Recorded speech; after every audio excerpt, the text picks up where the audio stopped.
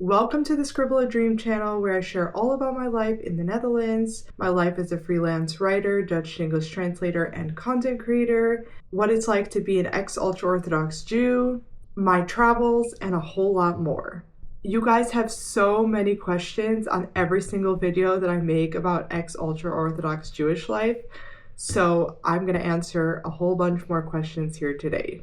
If you like my channel, don't forget to hit the subscribe button, and let's get into it. So this one is something that I actually get a lot from people in real life, but also online. I don't understand how you can live like this with hundreds of rules and laws. How do you learn to apply all of them? It's just so much. And then this person went on to say, I follow these other creators online that are ultra-Orthodox or just Orthodox, and I'm literally getting tired of all these rules. They make life so hard and almost impossible. I feel like one thing that people don't really understand about being an ultra-Orthodox Jew, I'm not talking about Orthodox, I'm not talking about modern Orthodox, I'm talking about people that follow the rules beyond the letter of the law and they're not mainstream. Many of these people live in very secluded communities. They have their own grocery stores, their own doctor's offices, their own schools, even their own police and ambulance forces.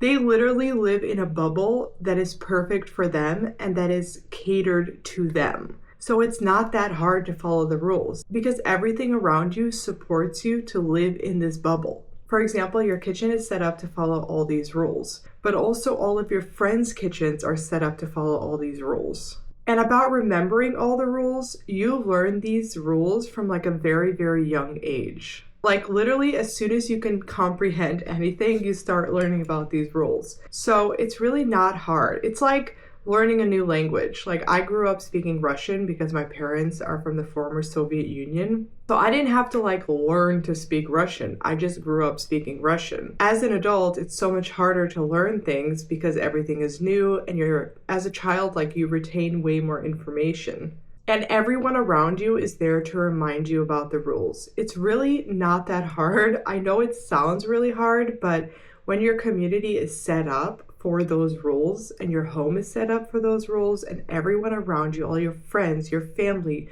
your teachers, literally everything is about following those rules. It's not hard. When it gets hard is when you leave those like secluded neighborhoods, like let's say Crown Heights or even Borough Park in New York. You also have like an ultra-Orthodox Jewish community, well, multiple different sects in Antwerp and in other places around the world. When you leave those communities, that's when it gets hard because then you have to start shopping at normal stores. You have to start going to normal doctors and normal hospitals. Literally everything is set up for you in these communities, and then when you leave it gets a little bit harder. But it's like learning a new language. Like from when you're a child, you don't forget like how to speak your native language if that's a language that you speak, you know what I mean? It's like brushing your teeth. You know, every single day you remember to brush your teeth. When you take a shower, you have to hang the towel. Like how do you remember to hang the towel? It's just instincts. I hope that makes sense. Let me know if you have any other questions in the comments. But you don't really think about it when you're an ultra-Orthodox Jew because it's literally all you know. Like it's how you grew up. So you don't, like to you as an outsider, it may seem like, oh my God, how do you remember everything? You know, you just know it. I don't know. Also, please ignore my background. I'm like in that transitional phase between winter and summer. And I can't put away my winter clothes yet because I'm going to Svalbard, which is an island close to the North Pole. And it's going to be like -2 Celsius there. Oh, my husband's calling. 1 second.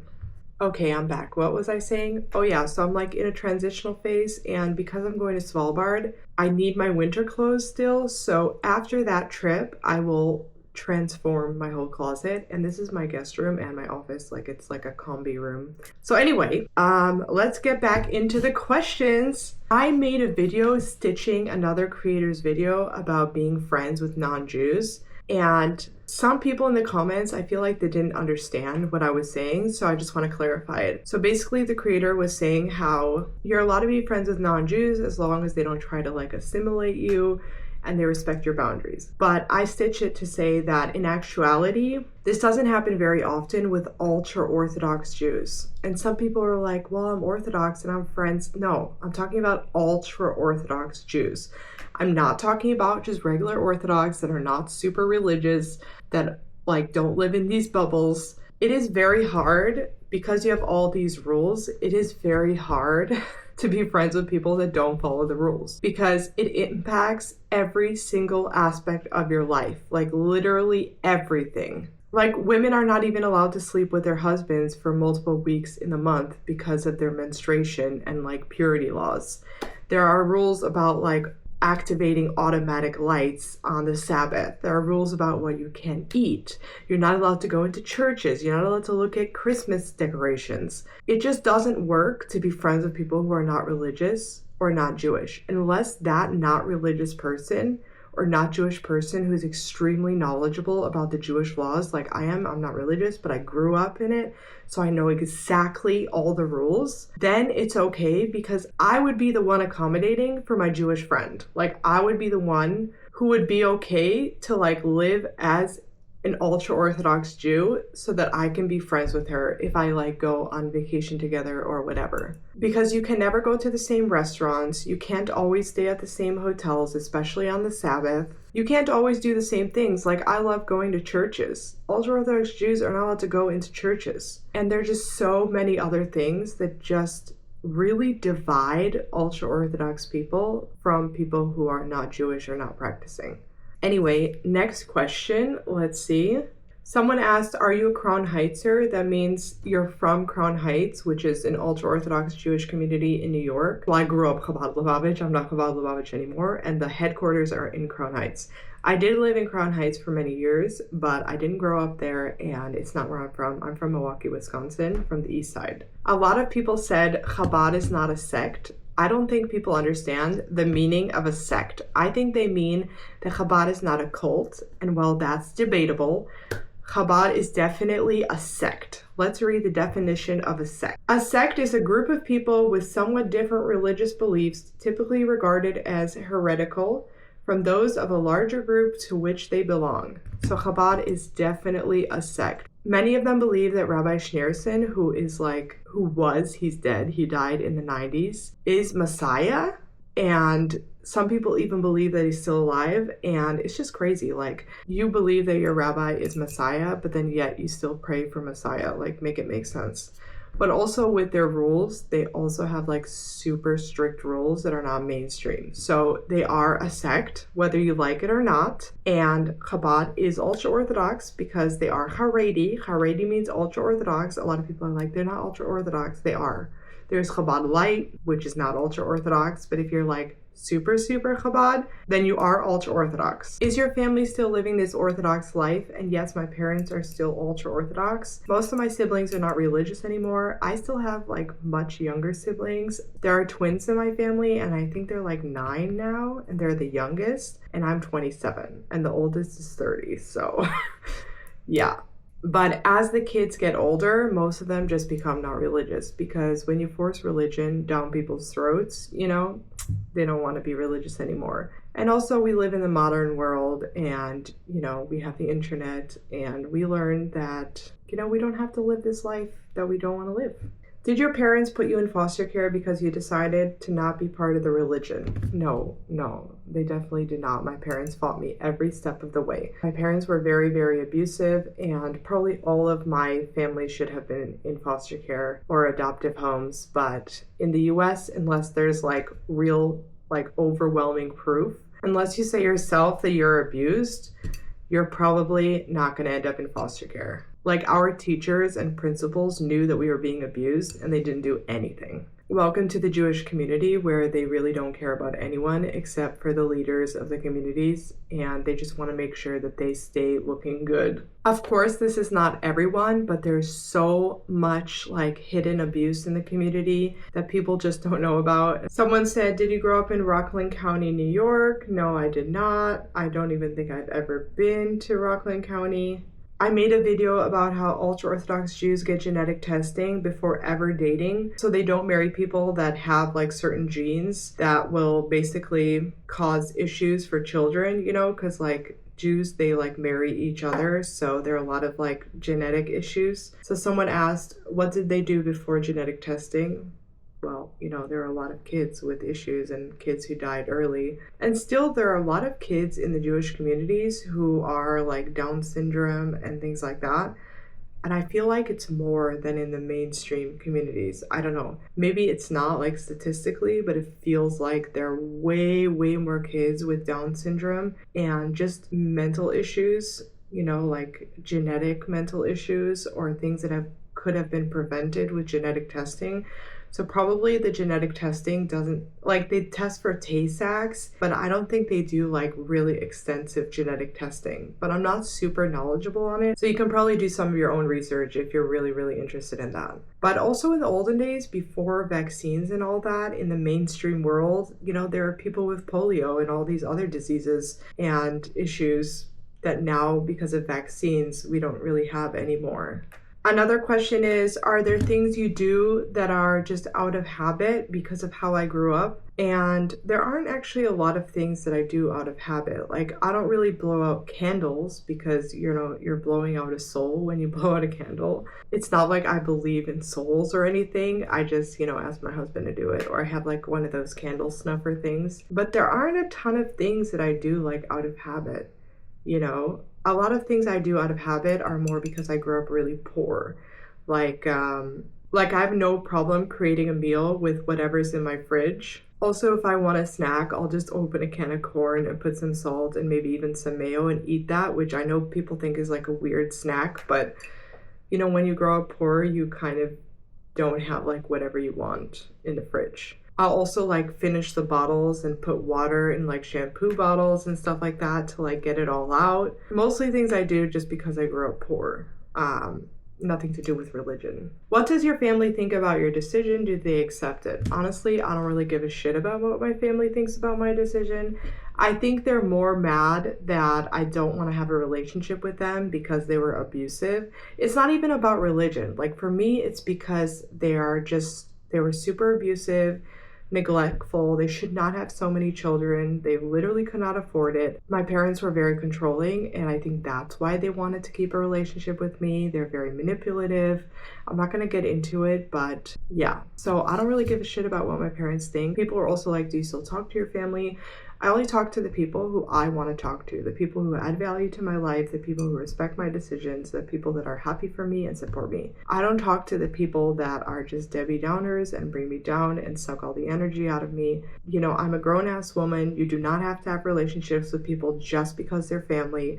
If people cannot respect your lifestyle, your boundaries, your choices, then they don't have to have a say in your life. They don't have to even have a relationship with you. Even if you are friends with people who are good people, they don't need to have a say in your life. You know what I mean? I think so many people keep so many bad people in their life just because they're family or we've been friends our whole lives. Like, I don't care if we've been friends our whole lives. People grow apart. It's normal.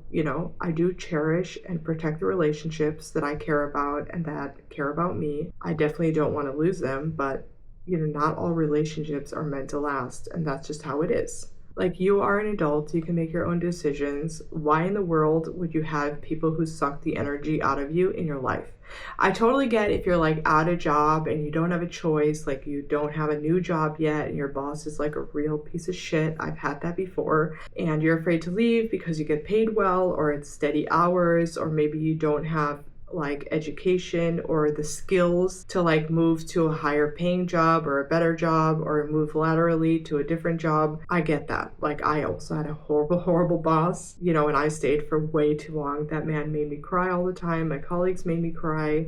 But in your life, like in your friendships and in your family, like unless you financially rely on them or something, you do not have to have a relationship with them. And even if you do financially rely on them, like try to get out of that like financial reliability, because those people just suck the life out of you. Like, you do not have to be friends with people just because you've known them your whole life or they owe you or whatever. People are like, oh my God, you owe me, like I did this for you. No, I don't. Like, you did it out of your own volition.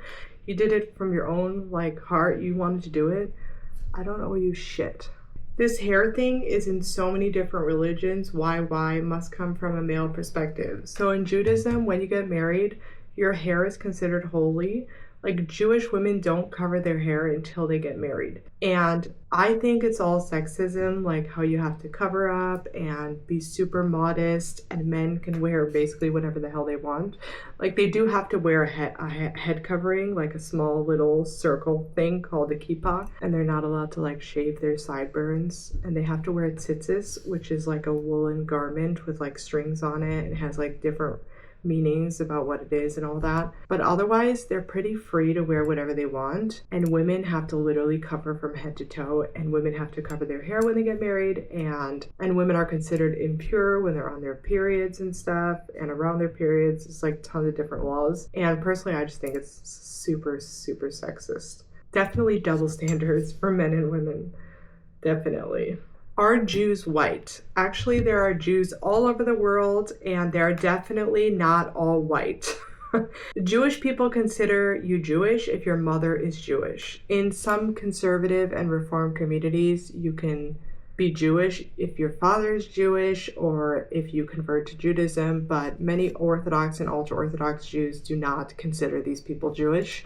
And Jews are definitely not all white. There are Jews in every single country in the world. There are Black Jews, there are Asian Jews, there are white Jews, there are, people from the Middle East that are Jewish. The Jews are definitely not only white. No. Do you get a lot of hate from your former community? I ask because of Devorah Feldman. Devorah Feldman does. Devorah Feldman wrote a book about her upbringing in actually a different sect of Judaism. And I think it's a great book. I read it. I think it was called Unorthodox or something. And the truth is, I get more hate from, instead of non-Jews, I get hate from Jews themselves who think I'm like attacking them and attacking their religion. Because Jews do not like when people talk badly about them or anything in their communities, they call literally everything anti-Semitism. When literally I'm just sharing my experience, first of all. Second of all, there is so many things that are covered up in the Jewish community, and there's so much like sexism and racism and all these other things. And if you call them out, people are like, you're anti-Semitic. You're not anti-Semitic. You're talking about discrimination that happens, and that has nothing to do with being anti-Semitic. So I actually get tons and tons of hate from Jews. I don't know why it's okay for Jews to think that they can hate on me for just sharing my experience and also sharing the things that I don't agree with and do agree with. But it's not okay for like me to talk about what I do and do not like about the religion. The worst people in my comments are Jews who just think that I'm being anti-Semitic when I'm literally just allowed to share my experience and what I think. Everyone's allowed to have their own opinion, There's a difference between calling for hate and calling for violence on certain communities versus just sharing your experience and saying what you do and do not agree with. And if you're an intelligent human being, you will understand this. No matter if I do or do not agree with things, I would never want anyone to be hurt, and I would never want anyone to attack anyone else. And I do not hate Jews. Just because I talk about some of the things I grew up with in a negative way, it doesn't mean I hate Judaism. I hate like extremism, and that is in every single community around the world. There are people that are more to the left, and there are people to the right, and everything in between. There are people that are super respectful of other people's religions while being religious and other people's choices, and then there are people that literally throw rocks at you when you go in their communities. Like in Israel, there are some communities where if you come uncovered, like showing your shoulders, or you drive there on the Sabbath, people will literally throw rocks at you. Like, how is that okay? Anyway, I believe in peace. Everyone should live harmoniously and happy, and everyone should respect each other's religions and ways of life, and you're allowed to share about your experience. That doesn't mean you're being hateful. I would never want any harm to come to anyone, whether they're Jewish, Muslim, Christian, Buddhist, or not religious, or any other religion. I think we should all respect each other. Thank you for watching, and if you like this kind of content, don't forget to hit the subscribe button. I'm running out of storage on my camera, so I have to end my video here. If you have any more questions, let me know in the comments, and I'll try to make another video.